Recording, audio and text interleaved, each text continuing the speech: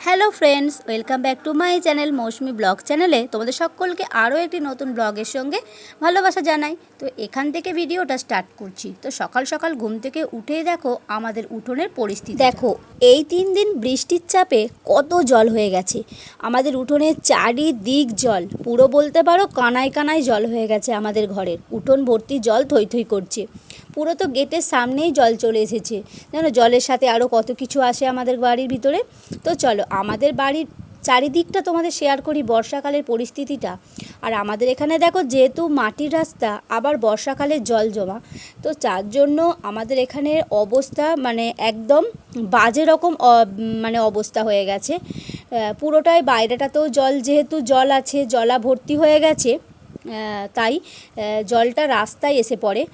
রাস্তার পাশে খাল, রাস্তা, জলা সব এক হয়ে গেছে। মানে এত পরিমাণে 3 দিন বৃষ্টি হচ্ছে, মানে কি বলবো। আর যাই হোক, এখানে দেখো পুরোটাই জল, রাস্তার একদম কানায় কানায় পুরো জল হয়ে গেছে। এখানে জলা, তারপরে আমাদের পাশে খাল আছে, সেই সব জল রাস্তা পুরোপুরি মানে এক হয়ে গেছে। তো সেই সব জল মারিয়ে মারিয়ে আমাদের কাজ করতে হয় আর কি। বর্ষাকালের পরিস্থিতিটা প্রতি বছরে এরকমই হয়। তো এবছরে যেহেতু বৃষ্টির চাপটা বেশি আছে, তার জন্য বেশি বেশি হচ্ছে। এই যেটা দেখছো এটা কিন্তু পুরোটা জলাটা ডুবে যাওয়ার কারণেই কিন্তু রাস্তাটা দেখো ডুবে গেছে। তো এইটা দেখতে পাচ্ছ, এটা হচ্ছে খালটাও দেখো জলে পরিপূর্ণ হয়ে গেছে, একদম রাস্তা শেষ অবধি জল দেখো। তো যখন আমি তো চলো এবারে বাড়ির দিকে যাওয়া যাক। আকাশটা একবার দেখো পুরো মেঘে কালো করে আছে। আর যখন আমি ভিডিওটা বানাচ্ছিলাম তখনও কিন্তু বৃষ্টি পড়ছিল। আমি আজ সকাল সকাল অনেকক্ষণ উঠে পড়েছি, তাই সব বাসি আছি, সব কাজ মিটিয়ে নিয়ে আমি চলে এসেছিলাম তোমাদেরকে আমাদের বাইরেটা একটু শেয়ার করার জন্য। আমাদের এই পরিবেশগুলো দেখে তোমাদের অভ্যাস হয়ে গেছে, কিন্তু যতই দেখো না কেন প্রকৃতির সৌন্দর্য কখনোই পুরনো হয় না। তো আমাদের এই দিকটাতে দেখো পুরোটাই কিন্তু সবুজ আর সবুজ, যেদিকেই তাকাবে কিন্তু পুরোটাই সবুজে ঘেরা। সব থেকে কিন্তু ভালো লাগে শীতকালে, চারিদিকে যখন কুয়াশা হয়। তো এবারে চলো আমাদের বাড়ির পিছন দিকটা তোমাদেরকে শেয়ার করি। তো দেখো আমাদের বাড়ির পিছন দিকের রাস্তাতেই কিন্তু জল চলে এসেছিলো। যেহেতু এখানে একটা ডোবা পুকুর আছে ছোট মতন, সেই পুকুরের জলটা ভরে গেছে, যাওয়াতে রাস্তাটায় জল উঠে এসছে। তো আমাদের বাড়ির পিছন দিকে দেখো একদম রাস্তাগুলো ডুবে গেছে। তারপর আমি বাড়ির দিকে চলে আসলাম। এখানে দেখো কালকে রাত্রিবেলা যেহেতু আমাদের টাইম কলের জল বিকালবেলা দেয়, আর তার আগের দিনকে আমি সব জল ভরে রেখেছিলাম। আর এখানে দেখো সব জলের চাপাগুলোকে আমি খুলে দিচ্ছি, তার কারণ এবারে তো জলের কাজ সারতে হবে। তো ওইদিকে জলের কাজটা সারতে সারতে আমার কিন্তু এদিকে বাসি আসি চান করা সবই তো কাজ মিটে গিয়েছিল, তোমাদেরকে বললাম। তো তারপরে দেখো আমি এখানে পুজোটাও করে ফেললাম।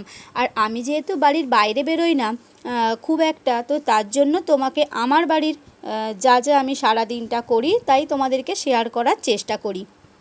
আমার কাজকর্ম, দৈনন্দিন জীবনটা আমার কেমন কাটছে, তো সেগুলোই তোমাদেরকে শেয়ার করার চেষ্টা করি। এখানে দেখো তাতান ঘুম থেকে উঠে পড়েছিল, তো ওকে ব্রাশ মাজনটা দিয়ে দিলাম, ওকে ব্রাশ মাজনটা করার জন্য। তো তাতানের আজকে ছিল ড্রয়িং ক্লাস, যেহেতু আজকে রবিবার, তো আমার ভিডিওটা কিন্তু তোমাদেরকে শেয়ার করা হয়নি, অনেক দিনকারের জমানো ভিডিও। তো আজকে একটু সময় পেলাম বলেই ভিডিওটা এডিটিং করতে বসলাম। তো দেখো ওখানে ব্রাশটা ওকে করতে দিয়ে দিয়েছিলাম, দিয়ে তারপর আমি এদিকে একটু চা বসিয়ে দিয়েছিলাম। যেহেতু আজকে রবিবার তোমার দাদাভাই বাড়িতে আছে, তাই আমি তোমার দাদাভাই দুজনে চা খাবো। আর তাতান যেহেতু চা খাবে না, মানে ও চা ওকে দিই না আমি, তার জন্য ওকে সকালবেলা ও যে দুধ খাই ওর জন্য একটু জল গরম আমি করে নিলাম এখানে। চা নিয়ে একদম বসে পড়লাম দেখো এখানে চা খেতে। তো ওকেও দুধটা আমি খাইয়ে দিলাম, আর আমরাও এখানে দুজনে চাটা খেয়ে নিলাম। নিয়ে তারপর এখানে তাতানকে ড্রেস পরাচ্ছিলাম, যেহেতু ওর 9টা থেকে ক্লাস আছে, মানে 9টা থেকেই ক্লাসও একটু দেরি করে যায়, 9টা 10-15। তোমার দাদাভাইয়ের যেহেতু ছুটি আছে, রবিবার ছুটি থাকে, তো ওকে তাতানকে দিতে যায়। আর এখানে দেখো তাতান একদম একা একাই জামা পরে নিয়েছে, আর ও একটু চোখটা ছলছল করছে, তার কারণ মানে ও কাঁদছিল আর কি। ও একটা নতুন পেন্সিল বক্স চাইছিল, তো আমি দিইনি তার কারণে। আর এখানে দেখো তোমার দাদাভাই চলে যাওয়ার পর আমি এখানে চলে আসলাম বিছানাটা গোছাতে। এই কাজটাই আমার বাকি ছিল, তো বাইরের যত কাজ ছিল সব মিটে গেছে।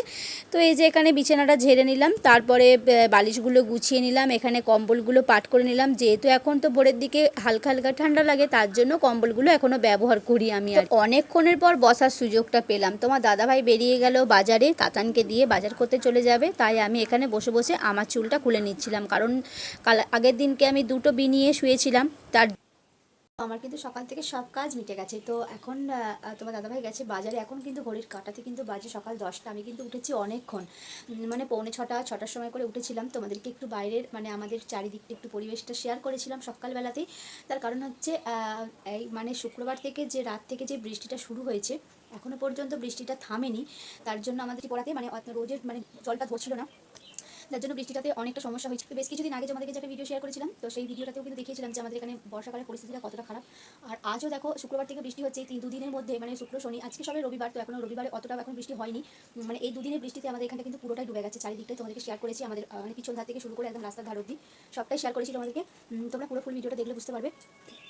তো অনেকক্ষণ বসে থাকার পর আর বসে থাকলে হবে না গো, বেলাটা গড়িয়ে একদম দুপুর হতে যাচ্ছে। তো চলো এবারে যাই, এবারে একটু রান্না বান্নার দিকে। 2000 years later. তো আমাদের বাজার থেকে নিয়ে চলে এসেছিলো একটু মাংস, আর মাংসটা ধুতে বসে পড়েছিল। তার কারণ আমি এইদিকে ভাত বসাচ্ছিলাম আর এইদিকে জোগাড়টা পুরোটাই আমাকে করতে হচ্ছিল। তার জন্য মাংসটা তোমার দাদাভাই ওখানে ধুয়ে নিচ্ছিল। আর এখানে দেখো আমি কিন্তু বললাম না এদিকে কাজ মেটাচ্ছিলাম। তো এখানে দেখো আমার ভাত কিন্তু রেডি হয়ে গেছে। আর আজকে যেহেতু রবিবার, বরের ছুটির দিন, তো 7 দিন পর বর কিন্তু আজকের দিনটাতেই বাড়ি থাকে, মানে 6 দিন কাজের চাপেতে সেরকম কোনো সময় কাটানো হয় না। তার জন্য আজকে ইচ্ছা করেছিল একটু বিরিয়ানি খাবার।